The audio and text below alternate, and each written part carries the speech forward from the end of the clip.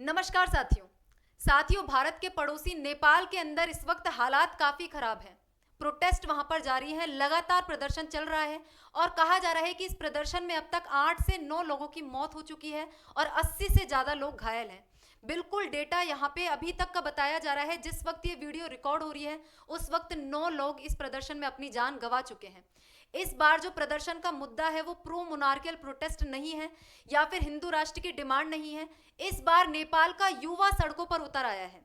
आप देखेंगे इसका रीजन क्या है, क्यों इस तरीके के प्रोटेस्ट ऑर्गेनाइज किया जा रहा है और इनकी डिमांड्स क्या है। सारी ही चीजें आज के सेशन में हम लोग समझने वाले हैं। तो चलिए सेशन की शुरुआत करते हैं। मेरा नाम है चारू गुप्ता और मैं स्वागत करती हूं आप सभी का चारू एजुकेट्स पर। तो दोस्तों यहाँ पे डिमांड की जा रही है जेनजीज के द्वारा। जेनजीज यानी कि युवा समूह 18 से 30 साल के जो लोग हैं वो सड़कों पर उतर आए हैं, प्रोटेस्ट कर रहे हैं नेपाल की सरकार के खिलाफ। प्रदर्शन इस चीज को लेकर किया जा रहा है। सबसे प्राइमरी चीज जो इसके अंदर है वो नेपाल में लगाए गए सोशल मीडिया पर बैन है। आप सभी को पता है रिसेंटली नेपाल ने सोशल मीडिया साइट्स को यहाँ पर बैन कर दिया था। फेसबुक, इंस्टाग्राम, यूट्यूब जैसी सभी सोशल साइट्स को यहाँ पर बैन कर दिया गया। रीजन इसका बताया जा रहा था कि जो ये सभी सोशल साइट्स हैं इन्होंने नेपाल के सूचना और प्रसारण मंत्रालय के अंदर रजिस्ट्रेशन नहीं करवाया है। नेपाल सरकार का अभी भी यहाँ पर यही कहना है कि यदि ये रजिस्ट्रेशन यहाँ पे करवा लेंगे तो इस चीज को यहाँ पे वापस से बहाल कर दिया जाएगा। जो इनके ऊपर बैन लगाया गया है वो यहाँ पे हटा दिया जाएगा। लेकिन इन सोशल मीडिया कंपनीज के द्वारा अभी रजिस्ट्रेशन नहीं कराया गया है, इस वजह से इनके ऊपर रेस्ट्रिक्शन लगाई गई है। 28 अगस्त से 2 सितंबर तक का टाइम इन लोगों के पास था। 2 सितंबर तक इन्होंने रजिस्ट्रेशन नहीं कराया तो पहले ही कहा गया था इन पर बैन लगा दिया जाएगा। और इन्होंने रजिस्ट्रेशन जिन जिन साइट्स ने नहीं कराया, जिन जिन कंपनीज ने नहीं कराया, तो उसके बाद से इन पर यहाँ पे बैन लगा दिया गया, रेस्ट्रिक्शंस लगा दिए गए।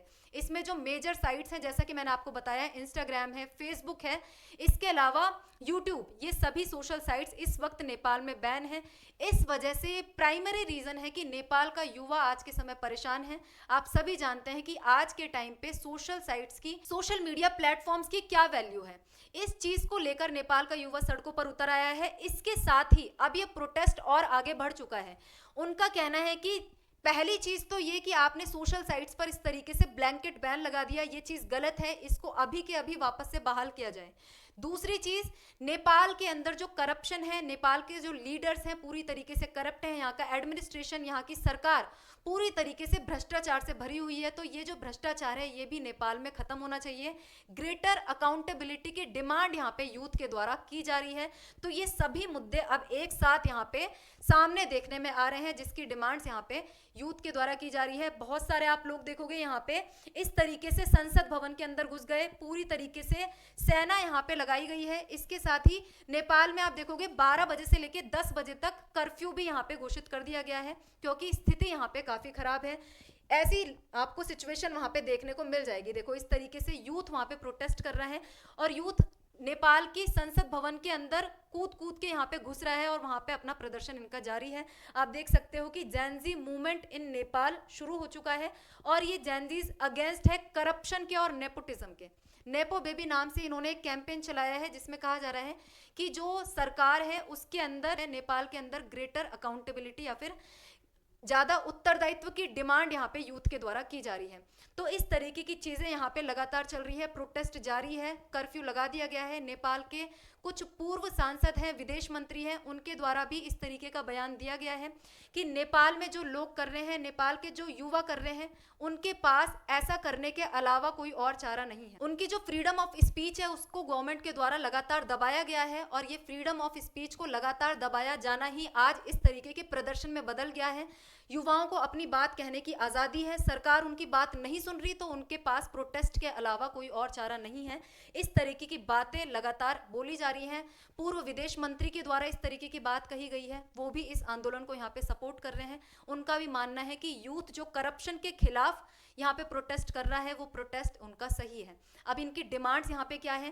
पहली डिमांड तो ये कि तुरंत ही जो बैन लगाया है उसको तुरंत यहाँ पे हटाया जाए, तुरंत यहाँ पे जो सारी सोशल मीडिया साइट्स है उनको फ्री किया जाए।